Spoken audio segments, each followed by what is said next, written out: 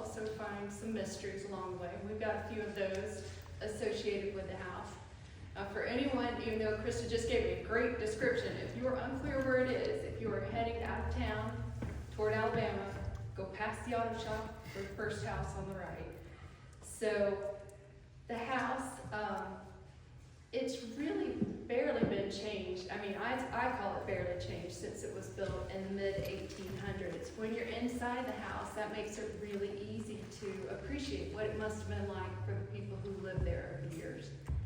Now, of course, the history of our house really starts before the house was built. The property itself was once owned by David Van. The lot that our house is on is noted in documents as being the house where his building stood.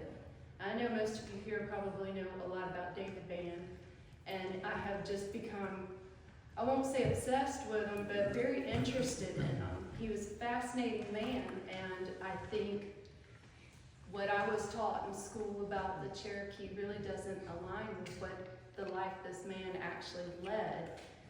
He was the son of Avery Van, which I'm sure you've all heard of him as well. The valley's named for him. Avery was very prominent in his own right. He was a businessman. He had a ferry that he operated across the Coosa. David probably grew up in a very comfortable life because his father was wealthy, his family was very wealthy. If you're familiar with Van House up in Chatsworth, that was his uncle. And then his uncle died when he was about 9, and all of that wealth went to his cousin, who was actually named Rich Joe Van. When David was 13, the Cherokee Nation decided they would ally themselves with the United States government in the war against the Creeks. And this was very interesting because his father ended up fighting with Andrew Jackson, as did Major Ridge, as did his future father-in-law. And when he was 14, while Avery was still away at war, his mother got word that the Creeks were coming, and she loaded them all onto the ferry, got them to the other side of the Coosa before the Creeks came and burned his house down. So at 14, David is living in war. His house has just been burned to the ground, and I'm sure that had a profound impact on him. I can't imagine what that was actually like. But the war did come to an end by the end of 1814, and it ended with the Creeks ceding 23 million acres. So they gave up a tremendous amount of land at that time. And you have to believe that the Native Americans understood at that point they were not going to be able to fight the United States military, but I think they and the Cherokee hoped that they would just be able to assimilate and live peaceably with the white settlers. Didn't really work out. So we fast forward 10 years, and tensions have crept up again between the Creeks and the United States government. After the Treaty of 1814, the Creeks had made it a capital offense to cede land. That did not stop Chief William McIntosh of the Creeks. Now, again, I grew up in Alabama, so I had Alabama history, and I didn't really know this story either, but he was also very wealthy. He was a businessman, mostly Scottish. His cousin was actually the governor of Georgia at the time. But what happened was that when he ceded that territory in that treaty and represented himself as being able to make that treaty, they passed a death sentence on him. And they sent about 150 lawmenders to his house, set the house on fire. He got shot. They drug him out of the house, stabbed him in the heart, shot him another 50 times, and threw him naked in a grave. Which the naked part was interesting because his wives actually wanted to put clothes on and they wouldn't let him. So why is this important? Well, by the end of the year, David Van was working for the people who authorized this assassination. So it was also the same people that had burned his house down effectively. But this is how David Van ultimately established his own plantation and his own source of wealth. After they executed McIntosh, they wanted to work out another treaty with the United States, but they needed someone to help them.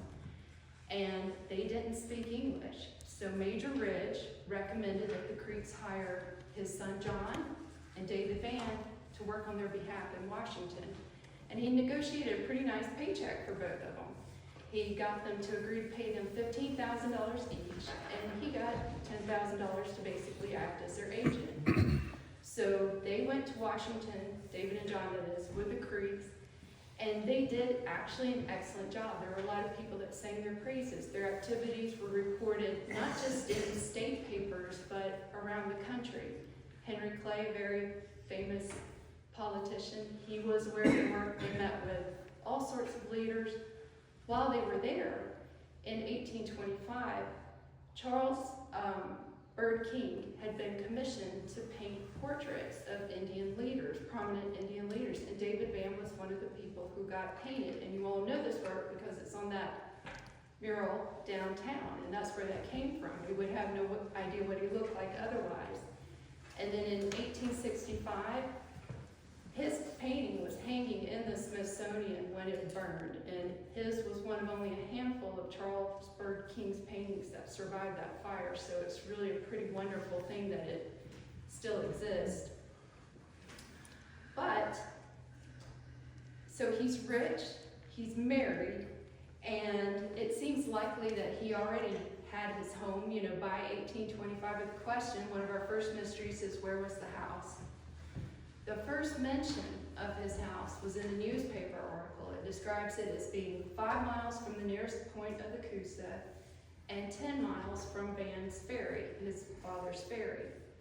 Then there are some surveyor papers, which Billy Wayne forwarded to me quite a while back, which were very helpful because they describe going to David Van's house, having dinner, even says what they had. They had bacon, snap peas, stewed chicken, and milk, which I thought was just wonderful that they went into that kind of detail. And then after dinner, one of the people in the party asked if they could go to the saltpeter cave. And it describes how they got there, wading across the creek, going down in the cave, talking about it being a dark mansion of bats and all of this other just really wonderful language. But then the papers continue and they describe the next day how they left Van's house to get to Avery's house.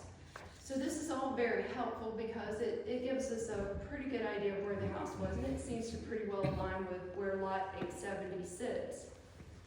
So for the next few years, David and John were spending a lot of time working as diplomats.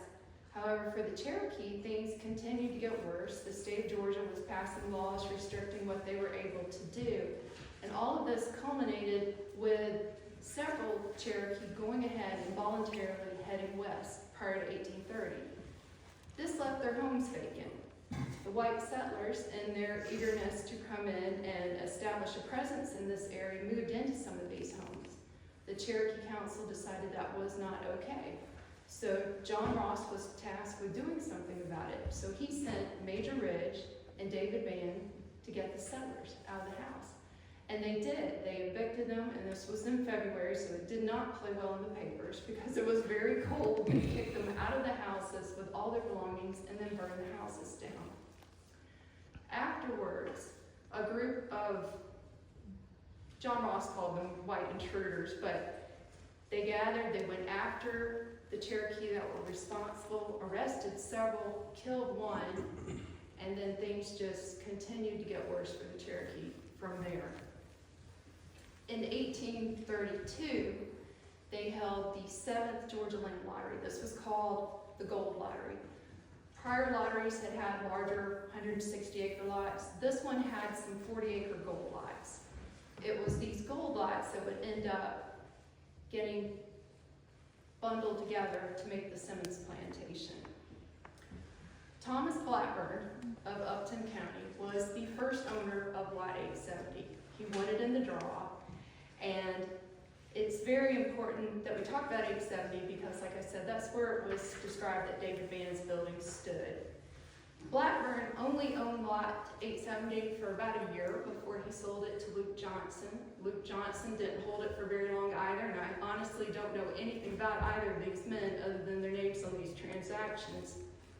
But Luke sold it to Hosea Camp 6 months after buying it for a 55% profit. So good job, Luke, because he made a nice little chunk of change on it. Now, Camp was referenced as being a missionary, also as a part-time Methodist preacher. He was also apparently quite wealthy. When he died, he had an 800-acre plantation.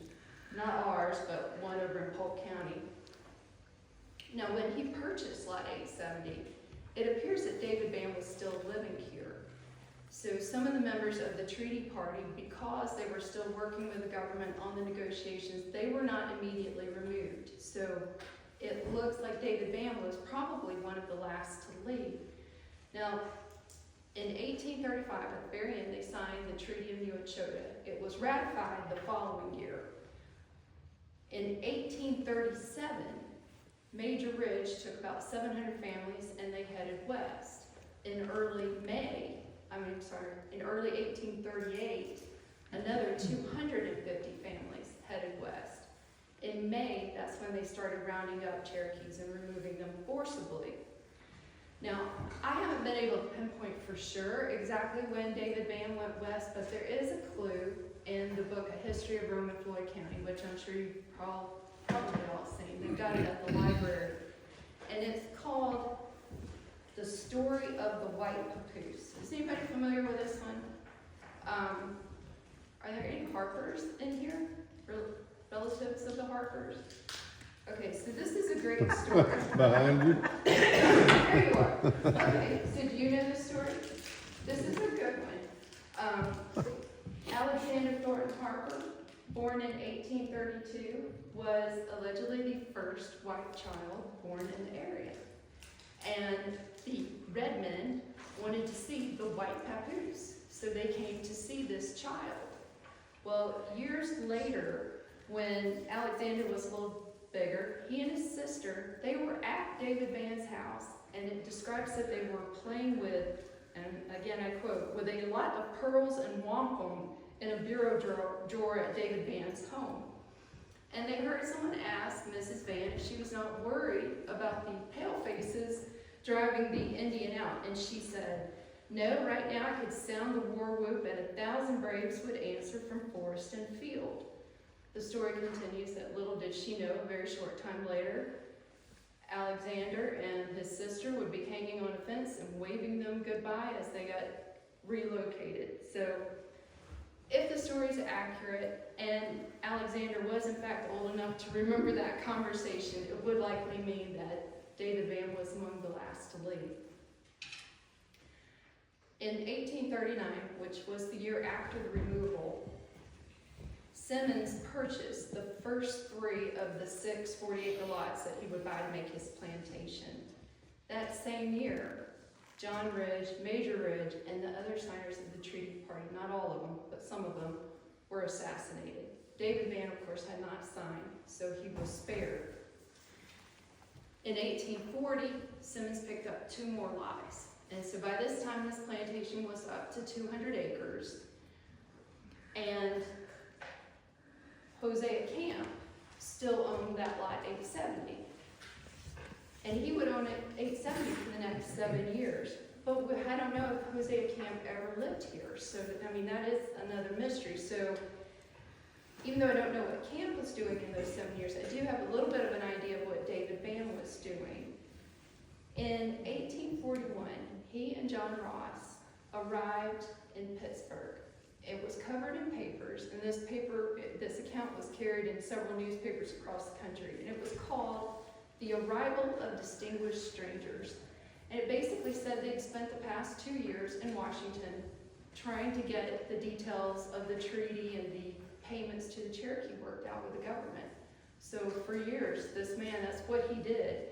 And over the next few years, Bam would survive an attempted murder, an attack in a Washington hotel, which the newspaper account described as unprovoked, dastardly, and assassin-like, so it sounded pretty bad. He would also serve multiple terms as a delegate of the Cherokee Nation, and then, and I apologize, the pollen's a bit much, but in 1847, he began his 3rd term as treasurer of the Cherokee Nation. That same year, Hosea Camp finally decided to sell lot 870, and he sold it to Simmons. Now, Simmons was 38 at the time. He was married to the daughter of Armstead Richardson, who of course is a big name in the town's history. And at that point, the lot, his plantation was 240 acres, which still we have the mystery of, was Simmons the builder of the house that we live in now? Mm. Despite the fact that the property is on the National Register as the Simmons Plantation, I don't think he actually held it long enough to build his house, because by the time he bought it and the time he sold it, it was probably about 10 months. That's all he actually owned it. Seems unlikely he would have gone through the trouble to build that house and then get rid of the property so soon afterwards. But nonetheless, by the end of the year, he sold it to Carter Sparks. Now, Carter Sparks was 50 when he bought the plantation. He was the first postmaster in Cave Spring, which I thought was interesting. He was one of the early trustees of the Manual Labor School. He of course was quite wealthy, and when he died in 1877, had a pretty great obituary. It said, "The Cave Spring Baptist Church stands as a monument of brick, in great part to the wisdom and liberality of the departed Carter Spark. He was described as a gentleman of fine culture and sensibilities, easy, pleasant manner, and a fine person." So he certainly had the money to build the house, but did he actually have the time? He only owned the property for about a year and a half. So it's conceivable, but I think it's more likely that the actual builder was James Lake, who bought it in 1849, bought the property. He was 54, and during the time he owned the property, he served on the board of the Cherokee Wesleyan Institute and what was then called the Deaf and Dumb Asylum. The Lake family history refers to him as a merchant, planner, and owner of a general store. He and his wife had 5 children, 4 of whom were born while they lived in the house. Interestingly, he knew David Vann. So in 1850, by this time, David Vann, of course, was out west. They were getting ready to start a school. David Vann was tasked by John Ross with developing plans for the school, and this included everything from building it to staffing it. So he was up in the Northeast recruiting teachers, and he swung through here on his way back. Part of the reason, he wanted to check on the silver mine in Alabama. I didn't know there were silver mines in Alabama, but apparently there were. And he also wanted to get some peach seed from his old orchard, which I thought was really pretty neat. But there are 2 really important things to note about this visit. First, in the accounts, the house is referred to as the Lake House, which is one of the reasons why I think Lake probably built it. And then secondly, it might hold a clue about the cookhouse. Now, the cookhouse is a bit of, well, it's the biggest mystery really, because there are accounts that refer to it as being David Vann's home. It was not his home. We have good descriptions of his home, and we know his home was not a double pin brick structure. The previous owner and some other places reference the cookhouse as being built 10 to 20 years before the main house. This is probably correct. If you look at the construction and the mortar, it's consistent. However, we know from the Cherokee valuations that David Vann actually lived in a 2-story house. It had 4 brick fireplaces, 2 rooms on each floor, portico on each side, had a front door lighted on each side and above with glass panes, and it had a brick wall cellar. If you've been to the Vann house in Chatsworth, imagine that floor plan only with wood siding instead of brick, and that's basically what his house should have looked like based on these valuations. So the question is, did he build that cookhouse while he was living on the property? The valuations described his kitchen as being 18 by 16, floored, and with a brick chimney. That is roughly the measurements of the kitchen side of the cookhouse. The smokehouse was described as 16 by 14, and those were within a few inches of the smokehouse side of the cookhouse. But the valuations don't refer to it as a single building, and nor do they call them all brick, and you would think that probably would have been mentioned had it been the case. So, assuming for a moment that he did actually build it, and again, I don't know that he did, it would have been customary to have had your cookhouse close to your main house. So if that was his cookhouse, what happened to the house? Our house definitely does not match the description of his house, but we do have a brick walled cellar. And we had some experts here recently who found a wall in the cellar that appears to predate the other cellar walls. So is it possible his house was there and was burned down or torn down and replaced by the one we live in now? Maybe. That is just yet another mystery of the house, but I do know that the cookhouse was not his primary residence. However, when he was there visiting Lake, perhaps he stayed in the cookhouse. Now, it pains me to think that the treasure of the Cherokee Nation could have been put up in our cookhouse, but times were very different then. I don't know how he might have been treated. I certainly hope that's not the case. But regardless, either he built it, he stayed in it, but at the very least it was there when he visited in 1850. Now, I don't know a lot about what happened with David Van or James Lake in the years immediately following. I know that in 1851, Van began his fourth and final term as treasurer of the Cherokee Nation. In 1857, Lake's wife died. She was only 33. She died about 3 months after having their last child. In 1860, Lake remarried, and then in 61, the Civil War began. 2 years later, there were two major events tied to the history of the house. Number one, in July of 1863, James Lake died. I have not been able to find out how he died, where he's buried, anything. So that is a mystery. The other thing that happened in December of that year was David Van was killed. He was home with his wife, Martha McNair, and his daughter. Someone called him outside. He went out on the porch and he was shot right above the left eye, killed instantly. His daughter walked, according to John Ross's papers, 10 to 15 miles in the dark to get help to bury him. And this was in the cold of an Oklahoma winter. So you can imagine what that must have been like, and presumably Martha was there with the body waiting for help. Everything I'd read prior to that indicated he was killed by Penn Indians. John Ross says that the 6 people involved were either Texans or Missourians and that they were white men. Now, this would not be the only time that John Ross's papers and other accounts may have varied a little bit. So both of these, I don't know which one's true, but it is something that hopefully I'll eventually find more information about. So the following year, Civil War is still going on, and we had a lot of activity here in Cave Spring. John Bell Hood was here, Wheeler was here, Beauregard was here at various times. And at this time, Lake's second wife and their children were still in the house. This is one of the most interesting stories I've found about the house, and I'll tell you up front, I do not know if it's true. The Lake family history has an account from a Mary Lake, who's the granddaughter of James Lake, and she says when she was a child, she heard from her mother and her uncle many times that Sherman's army passed through Cave Spring and Sherman headquartered in our house. She said her uncle Constantine, that would have been the oldest, he would have been the man of the house at the time. He was 16, about to be 17 when Sherman was in the area, was taken prisoner.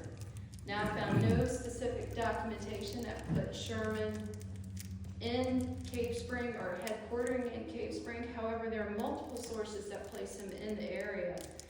There's an account of him taking a silver thimble from a house between here and Cedartown. There's a book, Cave Spring and Vans Valley, you may have seen. It makes reference to the stained glass windows in the Episcopal Church being broken out by Sherman's troops. These glass windows were donated by Francis Bartow, who was a famous Confederate general. And so you can almost imagine that if Sherman were here and his troops, they would really want to get rid of something that inspired Confederates in the area. So that would certainly be plausible. Also, the diary of Adatha Simmons, who happens to be the niece of William S. Simmons, she talks about Sherman marching through the area and his vile vandals destroying nearly everything. So, did Sherman spend the night at our house at some point? I don't know, but hopefully we'll eventually one day be able to solve that mystery as well. So about a year and a half after the Civil War ended, T.H. Lake, who was the guardian of Lake's children, bought the house. T.H. was the nephew of James. His father, Joseph, actually died in our house in 1849. T.H. was with him. He was a freshman at the University of Alabama, was out on break, roll tide. And he went to Uncle James's house with his dad. About 3 years after T.H. bought the house, there was an account in the newspaper, and this account is really helpful because it confirms a couple of things that we know. It's the author had taken a trip on the Selma, Dalton, and Rome Railroad to Cave Springs. So you can imagine they pulled into town, they stopped at the depot, and you know where the depot is relative to our house.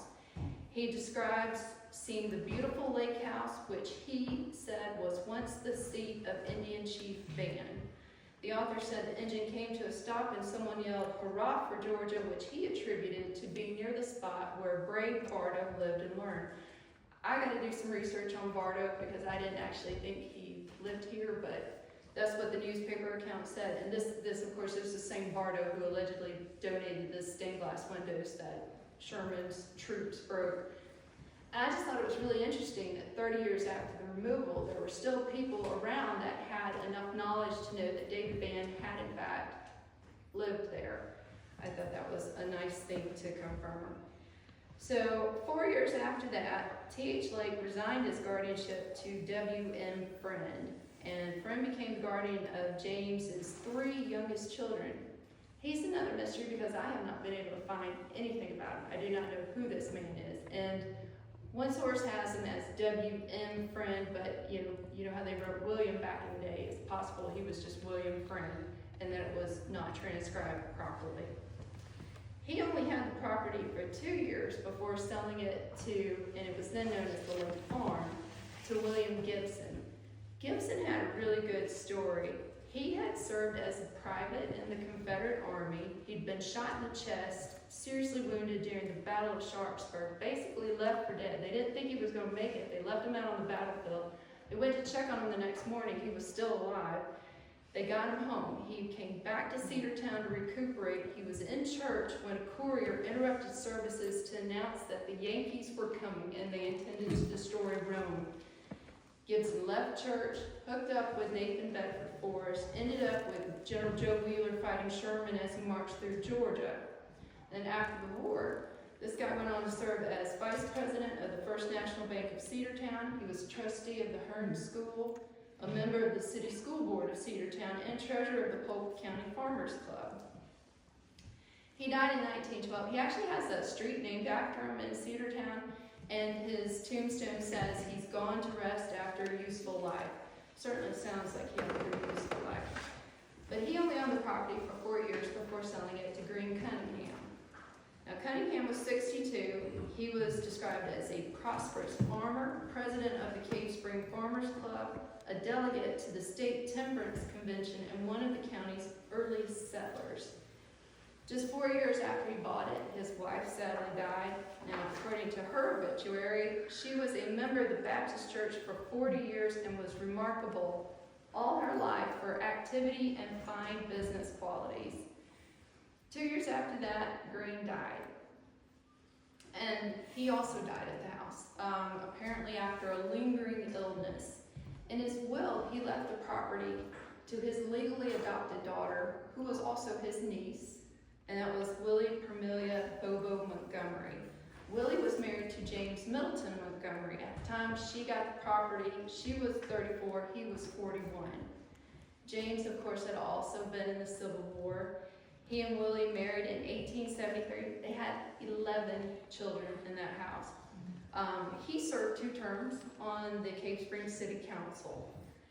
Now, another mystery related to the house occurred while they owned the property. In 1896, someone wrote on the wall in one of the upstairs bedrooms, right next to the fireplace, that Mr. Campbell went home July 16, 1896. I have not been able to figure out who Mr. Campbell was, and I don't know if went home means died or like he literally went home. So if anybody has a clue about that, I would love to know. 3 years later, James Montgomery passed away. He was just a few weeks shy of his 53rd birthday. His death was reported in papers across the state.